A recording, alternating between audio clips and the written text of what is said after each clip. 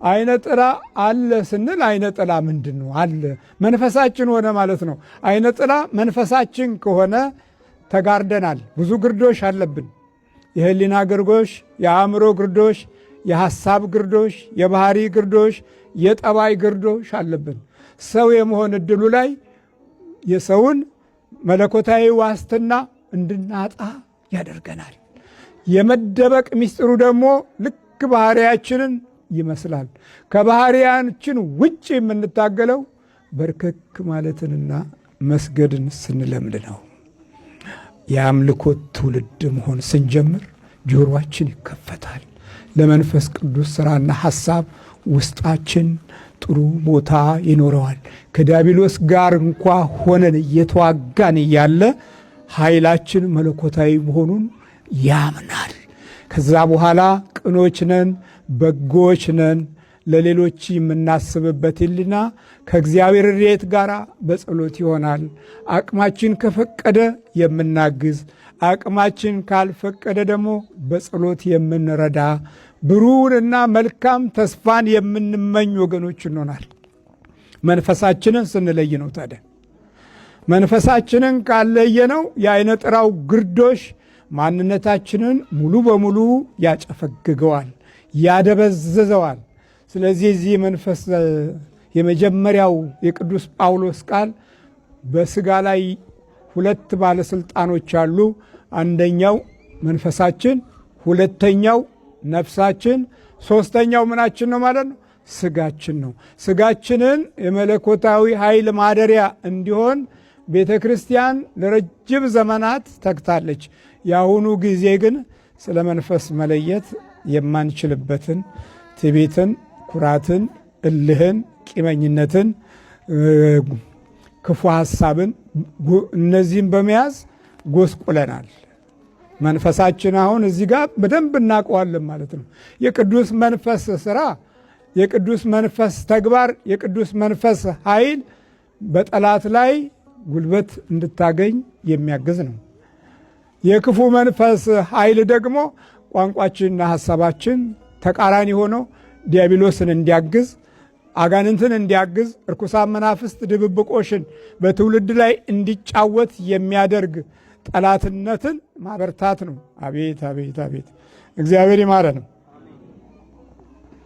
መንፈሳችንን አልለየነውም ወገኖች። አንዳንዶቻችን መንፈሳችን ዛር ሆኗል። አንዳንዶቻችን መንፈሳችን ውቃቢ ሆኗል። ውቃቢ የሚለው ጠባቂ እንደማለት ነው። ጠባቂ ያደረጉት ክፉውን ነው። እኔ ውቃቢ ነበረብኝ እያሉ የወለዱን እናቶችና አባቶች ያስተላለፉልን የተሰወረውን ነው። በዚህ ዓለም የሚሰጡን ነገር ምንም የለም፣ ግን አንድ ነገር ሰጥተውናል። መንፈሳቸውን ሰጥተውናል። በአምልኮትና በስግደት በእግዚአብሔር ፈሪሃ አምልኮት ውስጥ የገባ ሕይወት ከሆነ መንፈስ ቅዱስን ሰጥተውናል። መንፈስ ቅዱስን ከሰጡን ደግሞ ውስጣችን ቅን፣ በጎ፣ መልካም፣ ትሁት፣ ቸር፣ የዋህ ለሌሎች ተስፋ የሚሆን ሕይወት ይኖረናል። አሁን ለሌሎች ተስፋ የሚሆን ሕይወት ነው ያለን። አንዳንዶቻችን ለሌላም ተስፋ አልሆንም። ተስፋ ሆነን እንኳ ተስፋችን የማይታያቸው ልጆች አሉን። አቤት እግዚአብሔር ይማረን። ተስፋችን በአብዛኛው ክፍል መንፈሳዊነቱን ለቆ ነገ በዕለት ኑሯችን ውስጥ ለምናሳካው ነው ሩጫችን። የመንፈስ ጉድለት ኖሮብን አድገን ተወልደን የመንፈስ ጉድለት አሰቃየን። የመንፈስ ቅዱስ ጥበቃ ዝም ሲለን በሰውነታችን ላይ እልኸኛ ኃይል ባህሪያችን ባህሪው፣ ጠባያችን ጠባዩ፣ መንፈሳችን መንፈሱ ሆኖ ጎድቶናል። በመውለድ ተቸግረናል። በማሳደግ ተቸግረናል። በማስተማር ተቸግረናል። ሰው በማድረግ ተቸግረናል። እኛውም ሰው በመሆን በኩል ተቸግረናል። እንዴት አንድ ክርስቲያን ሕዝብ እንዲህ በየዘመናቱና በየጊዜው ይጎሳቆላል ብለን ጥያቄ ስናነሳ መንፈሳችን ነው። እየሰማችሁን? መንፈሳችንን አላወቅነው። መንፈሳችን ማን ነው? የሚጥለው ነው? የሚያዋርደን ነው? የሚከፋው ነው? ውስጣችንን የሚለውጠው ነው? ጤናችንን የሚያውከው ነው? ባህሪያችንን የሚያስጨንቀን ነው። ማን ነው? መንፈሳችን። ስጋችሁ አላለም እኮ መጀመሪያ ቅዱስ ጳውሎስ መንፈሳችሁ። የሰው ልጅ በእግዚአብሔር መንፈስ ካልተቃኘ ወደ አራዊትነት ይቀየራል። እየሰማችሁ ነው? ከአራዊት በላይ ሰው ይከፋል። የምንሰማቸው፣ የምናያቸው፣ የምናወራቸው፣ የሚያወሩልን ሁሉ ሰዎች ሰውነታቸውን ለቀው ያለበት ዘመን ላይ ነው የቆምነው። ከዛሬ 50 40 ዓመት የነበሩ ሰዎች ባህሪያቸውን ሳያገኙት ጠፍተው ሸምግለዋል። ከዛሬ 30ና 40 ዓመት የነበሩት ትውልዶቻችን በርዕዮተ ዓለም እና በክህደት አብዮት ውስጥ የነበረው ወገኖቻችን መንፈሳቸውን ሳይለዩ ውድቀትን፣ ክፋትን ጥለው ለትውልድ አስተላልፈው በየጊዜው ከታሪክም ከእምነትም የተጣላ ባህሪ ለትውልድ አስይዘው ይኸው ተራ በተራ ሁሉም ሲጠፋ የተረፈው ምንም ነገር የለው። ምንም መንፈሳችንን አላወቅ ነው። የምናውቅበት መንፈስና ጸጋ ይስጠን። አካላችን በስንት የተዋቀረ ነው ማለት ነው?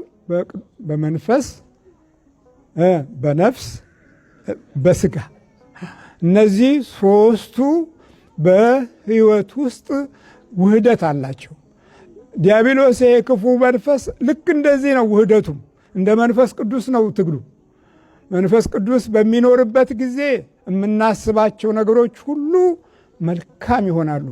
እናንተ መልካም ብታስቡ ደግሞ መልካም የማያስበው ቅርብ ነው ያለው። ያ ደግሞ መንፈሱ ሌላ ነው ማለት ነው። መስገድ፣ መጸለይ፣ መንበርከክ ስትጀምሩ መንፈሳችሁ ይለያል። ፈታኝ እንኳ ውስጥ ኖሮ እያለ መንፈሳችሁ በሰዎች ዘንድ ይለያል። ያ መለየት ደግሞ ለእናንተ ምን አለ ማለት ነው? ተስፋ አለ፣ ኃይል አለ፣ በረከት አለ፣ ረድኤት አለ። ባዶህን እንኳ ቆመህ እግዚአብሔር በሙላት ውስጥ ውስጥህን ያሳምረዋል። እኛ ከውጭ ብናምር ውስጣችንን ከነተነጠቅን ምን ዋጋ አለው? እንደ ዘመኑ ትውልዳችን በጌጥና በልዩ ልዩ የውበት ነገር ብንኳኳል ውስጥ ጠፍቶ ከውጭ ብናምር ተጨማሪ ጠላት እንስባለን እንጂ በእውነት መንፈሳችን መልካም አይሆንም። ስለዚህ እግዚአብሔር ሆይ መንፈሳችንን ለውጥ እንበለው። የኤልያስ መንፈስ ሌላ ነበር። የዳዊት መንፈስ ከሳኦል ይለይ ነበር። የአብርሃም የይስሐቅ መንፈስ ከሎጥ ይለይ ነበር። አቤት አቤት! በመንፈስ አንድ የሆኑ ትውልዶች ተስፋን አቆይተዋል። ለምሳሌ በመንፈስ አንድ የሆኑ እመቤታችንና ኤልሳቤጥ በመንፈስ አንድ ነበሩ። ቃሎቻቸውና ድምፆቻቸውን ስንፈልግ ደግሞ ኤልሳቤጥ ለቅድስት ድንግል ማርያም እንዲህ አለች፣ እንዴ እኔ ወደ አንቺ መምጣት ነበረብኝ እንጂ አንቺ ወደ እኔ እንዴት ትመጫለሽ? የጌታዬ እናት ያመነች ብፅዕት ናት እያለች ተቀበለቻት። ይሄ የምን አንድነት ነው? የመንፈስ አንድነት ነው። ባልና ሚስቶች የመንፈስ አንድነት ከሌላቸው እያጉረመረሙ እየተበሳጩ ጊዜያቸውንና ጋብቻቸውን እየረገሙ ይኖራሉ። ይላሉ፣ ይጮሃሉ፣ እንደገና ደግሞ ይቻቻላሉ፣ እንደገና ለመደማመጥ ይሞክራሉ። በመጨረሻ ከሁለቱ አንዱ እኔ እኮ አልደመጥም ይልና ዝም ይላል፣ ወይ እሷ ዝም ትላል። የመንፈስ አንድነት መንፈሳችንን አለየነውም። አያችሁ፣ አለየነውም። መንፈሳችን አስተማሪ አይደለም። መንፈሳችን ቅዱስ እንዲሆን አልታገልንም። መንፈሳችን ኃይል እንዲኖረው፣ ጉልበት እንዲኖረው፣ ብርታት እንዲኖረው የእግዚአብሔርን በጎነትና ረድኤት በስጦታው በኩል አልፈን ለትውልድ የሚበጅ ተስፋ እንድንሆን አልተዘጋጀንም። አቤቱ እግዚአብሔር ሆይ፣ አቤቱ መንፈሳችንን ቅዱስ አድርግ። ከዛ ደግሞ ነፍስ አለች። አያችሁ፣ ነፍስ መንፈስ ቅዱስ በሚኖርበት ጊዜ ህሊናችን ያምራል። ምናችን ያምራል?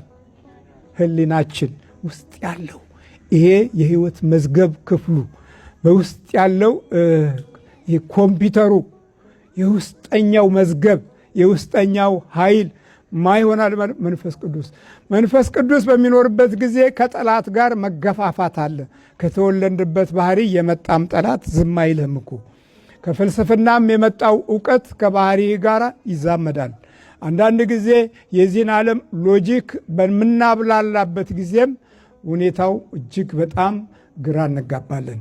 ከዓለም አንጻር ትልቅ ደረጃ እንደርሳለን ብለን ከዛሬ 50 ዓመት በፊት ያቀዱ ወገኖቻችን አልደረሰም። የትውልድ ድቀት፣ የትውልድ ውርደት ሲጨምርና ሲበዛ አዩ እንጂ በበረከት ቆመን በፍቅርም ጸንተን በጸጋና በሞገስ ተራምደን ዘመናችንን የሚዋጅ አስተሳሰብ ይዘን የዘመኑንም ቴክኖሎጂ ተጠቅመን የደከሙትን አበርትተን የሚያርሰውን በቀላል ዘመናዊ ዕውቀት ገንብተን መራመድ አልቻልንም። የተማርነው ትምህርት ከመንፈስና ከነፍስ ጋር የሚዋሃድ አልነበረም።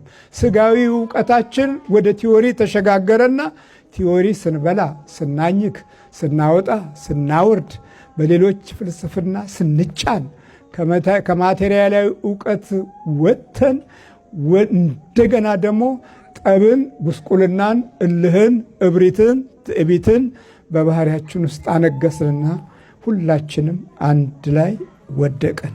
የመተያየታችን ሞገስም ጥላቻ ሆነ። የመተያየት ባህሪያችን ከመቃብር ስፍራ አላለፈም።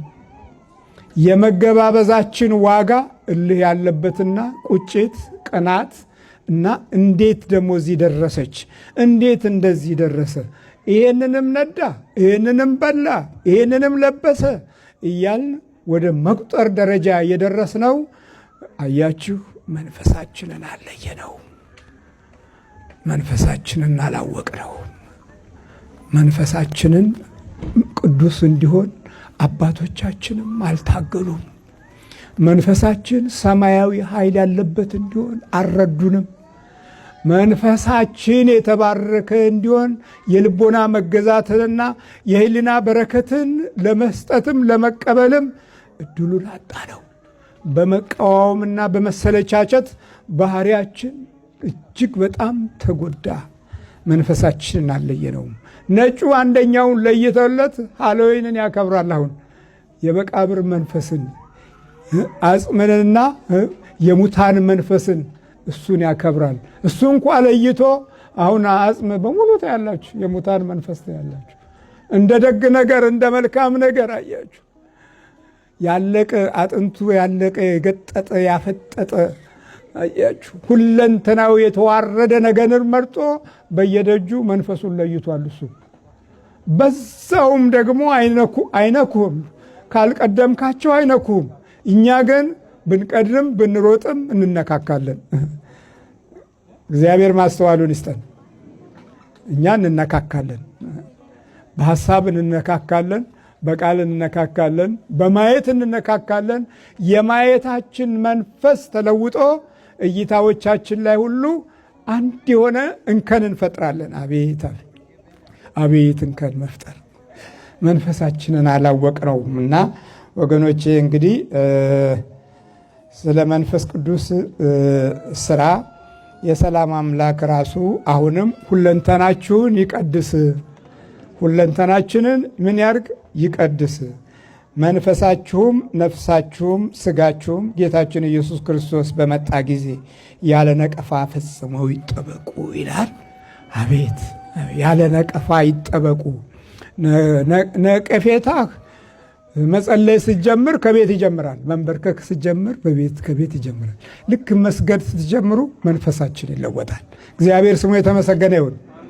መስገድ ስትጀምሩ የቀድሞ የአመለኞች ጓደኞቻችሁ ከእናንተ ይርቃሉ። መስገድ ስትጀምሩ ማንም ሳያስኮርፋቸው አኩርፈው ይሸሻሉ። አያችሁ፣ አሁን መንፈሳችን ይለያል። የዚህ ጊዜ እናንተ በማስተዋል ላይ ናችሁ ያላችሁት። ሰው የመሆንን እድል ከሰማይ ለማግኘት አቤቱ ሰው አርገኝ፣ ሰው እንድሆን እርዳኝ፣ ሰው እንድሆን እንደ ሰው እንዳስብ አግዘኝ ስንል መንፈሳችን ይለወጣል። የሰውነት ሰውነትን የሚገነባው መንፈስና ነፍሳችን ኃይል ስታገኝ ግርማ ሞገሳችን ይለወጣል። ሞገስ የሚለው ቃል የዛን ጊዜ በፊታችሁ ላይ ብርሃናዊ ነጸብራቅ ያርፋል። አኩራፊዎች አይደላችሁም፣ ብሩዎች ናችሁ።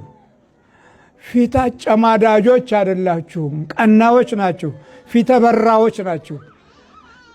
ለምን? ከእግዚአብሔር መንፈስን እንለምናለና ሞገሳችን እንዲሆን። 4 ነገሮችን ይሰራል መንፈስ ቅዱስ። ዋና ዋናዎቹን፣ አንደኛ ሕሊናችንና አእምሯችንን ወደ ሰማይ ይለውጣል።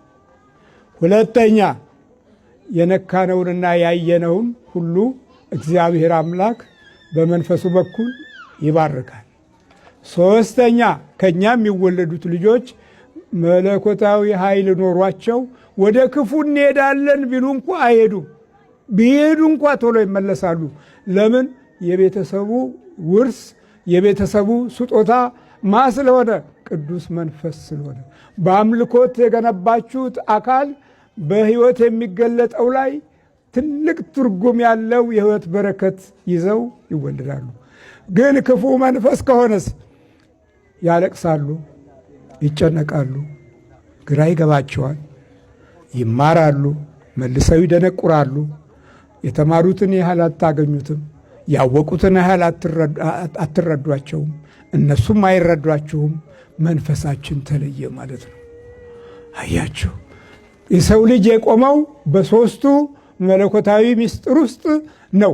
በመንፈሱ፣ በነፍሳችን፣ በስጋችን። ስጋ ነፍሳችን እንግዲህ ከውስጣችን በጎ ነገር የምትፈልግ ናት። ነፍስ ተስፋ ከሌላት ስጋ በሚገባ ክፉ ኃይልን ያስተናግዳል።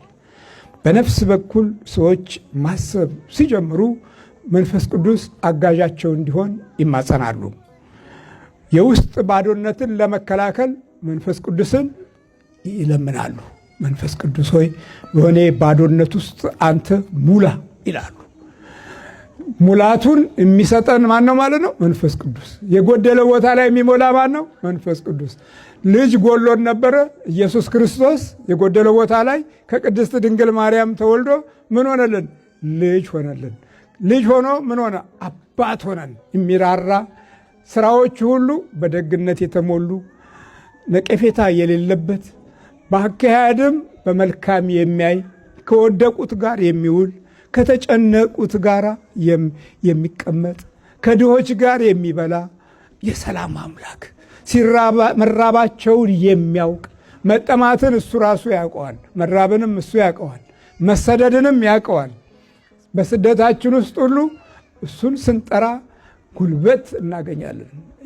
የስሙ ኃይል የሕይወታችን ሁሉ ረድኤት ይሆናል። አጋዥነቱ በምንድን ነው ማለት ነው? በአካል መጥቶ አይደለም፣ በመንፈስ ያግዘናል። በመንፈሱ ያግዘናል መንፈስ ቅዱስ። እንግዲህ ሌላው ደግሞ መንፈስ ቅዱስ ይመራናል። ምን ያደርጋል? ይመራችኋል። አትሂዱ ተብላችኋል እኮ ግን መጣችሁ። የማምሪት ነው፣ የመንፈስ ቅዱስ ኃይል ነው።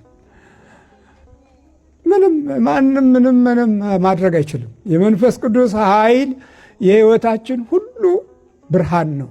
ስትጸልዩ አቤቱ መንፈሴን ቅዱስ አድርግ፣ በኪዳንህ ኃይል ምራኝ፣ ተስፋ እንዳልቆርጥ በመንፈስህ አጽናኝ። ተስፋ መቁረጥ የተከረከረ ዛፍ ማለት ነው። ንፋስ ሲመጣ ምን ይሆናል? ይወድቃል። ዲያብሎስ አሰራር ደግሞ መንፈሳችንን ክፉ ማድረግ ነው። ትግሉ ይሄ ነው። በዓለማችን ላይ ትልቁ አሰራር ከዲያብሎስ ትልቁ ወጥመድ ማንነቱን በባህሪያችን ውስጥ መደበቅ ነው። ሐሳባችን ነው ብለን ስንቀበል የበለጠ እናስተናግደውና ይለምደናል። መጀመሪያ ስንወለድ እሱ ሆኖ ተወልደናል። መጀመሪያ ስንኖር እሱ ሆኖ አብሮ ኖሯል። መጀመሪያ ስንማር ከእሱ ጋር አብረን ተምረናል።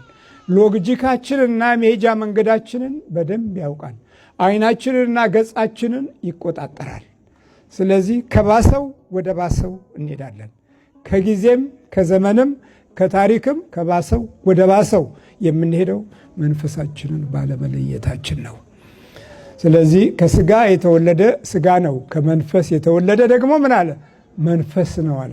ክቡር ዳዊት በንግስናው በቅባት ወደ እስራኤል መሪነት ሲመጣ እንዲህ ብሎ ጸለየ። ስልጣኑ ላይ ያለ ቅዱስ መንፈስህን አትውሰድብኝ በመዝሙር 50 በቅንፍ 51 ላይ ቅዱስ ምንን መንፈስህን አትውሰድብኝ በእሽታም መንፈስ ደግፈኝ ብሎ መንፈስ ቅዱስን ጠርቶታል።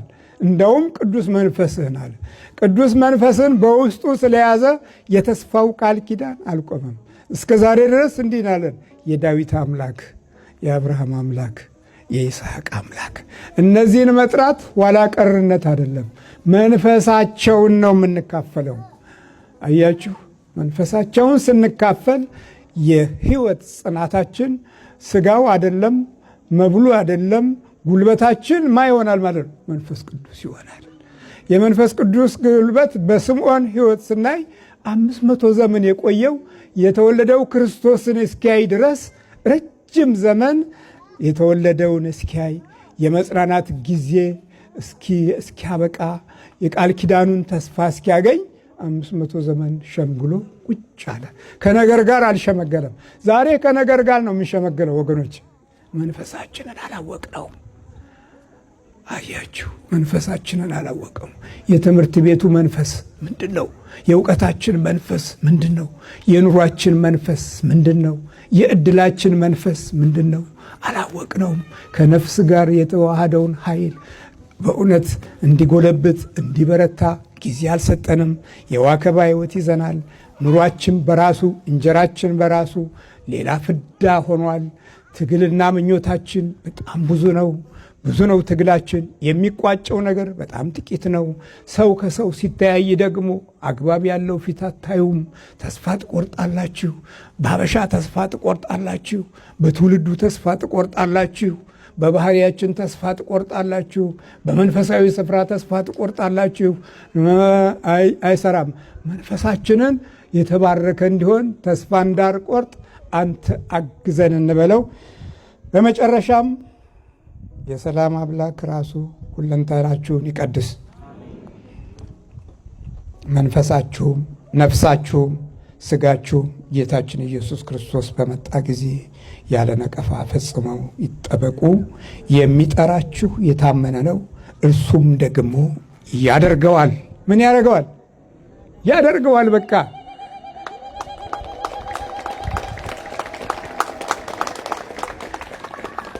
አዎ፣ የሚጠራችሁ ምን ያለ ነው? የታመነ ነው። የሚጠራችሁ የታመነ ነው፣ እርሱም በጣም የሚገርም ነው፣ ያደርገዋል። በቃ በርከክ ብቻ ነው። እናንተ የመመርከኪያ ጊዜ ካላችሁ ይህንን ግብስብሱን ዓለም በአንድ ጊዜ ወደ ኋላ እንዲጣል ታድርጉታላችሁ። ተስፋችሁ በውስጣችሁ ዘላለማዊ ነው፣ ጊዜያዊ አይደለም። ተስፋችሁ ዘላለማዊ ሲሆን ትውልዶቻችሁም በመንፈስ ዘላለማዊ ናቸው። የአባቴና የእናቴ አምላክ እንዲል ማድረግ አለ። የቀደሙት ታዲያ የእናት አባቴ ውቃቢ እያለ ያደገው ይሄውና ያያችሁ መከራ ሆነ። ሌላው ደግሞ መንፈሳችንን ሳናውቅ ዘመናቶች እንድንፈጅ ያደረገን ጠላት ጊዜም ዘመንም እውቀትም ደግሞ በዛ በኩል አለ። ሌላው ደግሞ መንፈሳችንን መንፈስ ቅዱስ እንዳይሆን የቤተሰባችን አኗኗር፣ ባህሪ፣ አምልኮት፣ ገጽታ አልታወቀም። በልቶ ተኝቶ የሚያድር ነው። በቃ ዝም ብሎ መተኛት መሮጥ ነው። የዋከባው ዓለም ላይ ማመጣን በቃ አለቀ። ከዛ በኋላ መንፈሳችንን አለየንም ወገኖቼ። እንግዲህ ከዚህ በኋላ የመንፈስ ዓለም ጉዳት ምን እንደሚመስል በጠላቶቻችን ላይ የእግዚአብሔር ኃይል ምን እንደሆነ በዚህ መልኩ ተምረናል። ስለዚህ የተሰሎንቄ አንደኛው ተሰሎንቄ ምዕራፍ 5 ቁጥር 23 ላይ ሶስቱን ኃይሎች ይነግረናል፣ አጥርቶ ያስረዳናል። መንፈሳችሁም ነፍሳችሁም ስጋችሁም በማለት የበለጠ በነፍስና በስጋ መካከል በመንፈስና በነፍስ መካከል ጣልቃ የሚገባው የአምላካችን ኃይል እንዲሆን ጌታ ሆይ ይርዳን እንበለው። መንፈሳችንን ብሩክ አድርግልን እንበለው።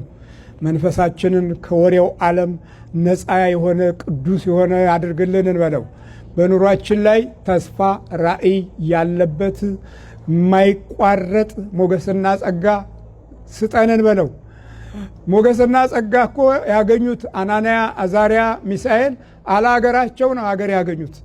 በመጨረሻም ከሰማይ ኃይላት ጋር ስለነበሩ ጠላት ቢበዛ እሳት ድረስ የሚወስድ መንገድ እንኳ ቢሄዱ በእሳት መካከል ማ ተገኘ ማለት ነው? ቅዱስ ገብርኤል ተገኘ። በቃ እኮ ቅዱስ ገብርኤል ተገኘ። እሳት ውስጥ እኮ እሱ ተገኘ። እሳት ቢሆን ዘመኑ እሳት ቢሆን ትውልዱ እሳት ቢሆን ጌታ ሆይ መንፈስህ አንተ ካለ እሳቱንም እናሸንፋለን በሉ። አናሸንፍም? እሳቱንም እናሸንፋለን። የሚበልጠው እሳት እናንተ ጋር አለ። ይሄኛው ማብሰያ እሳት ነው። ይሄኛው ስጋዊ መገልገያ እሳት ነው። ያኛው እሳት ግን የዘላለም እሳት ነው። ከምን ጋር የሚዋሃድ? ከነፍስም ከስጋም መንፈስም ሆኖ በተዋህዶ። ተዋህዶ የምንለው ለዚህ ነው። መንፈስ ቅዱስን ነው ተዋህዶ የምንለው። በመንፈስ ቅዱስ ግብር መድኃኒታችን ኢየሱስ ክርስቶስ በተዋህዶ ተወለደ። በመዋሃድ ተነጣጥሎ አይደለም። ስጋ ለብቻ መለኮት ለብቻ አይደለም። መለኮቱን በእኛ ውስጥ ሲያዋሃድ መንፈስ ቅዱስን አየነው። በቃ በጥምቀት መንፈስ ቅዱስን አየነው። በመገለጥ መንፈስ ቅዱስን አየነው። በአምሳኛው ቀን መንፈስ ቅዱስን አየነው። እሱ የዓለምን ጉልበት የሚሰብር ነው። ልዑል እግዚአብሔር የሰማነው በልቦናችን ያሳድርብን። መንፈሳዊ ኃይሉን ከሁላችን ጋር ያድርግ። የመንፈስና የነፍስ ጸጋ የሞገስ ኃይል ለስጋ እግዚአብሔር አምላክ ይስጠን።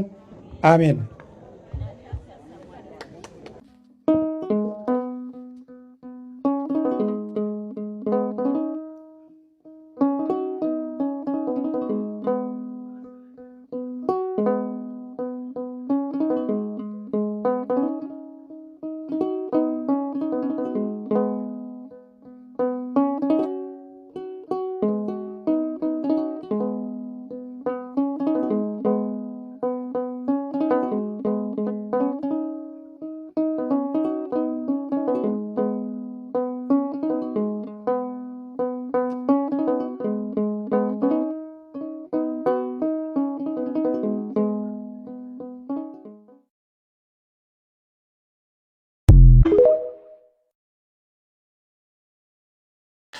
ሰንበት የእረፍት ጊዜ ነው፣ የአምልኮት ጊዜ ነው። ሰንበት በሰንበት ብዙ የነፍስ ዋጋዎች የሚከናወኑበት ነው።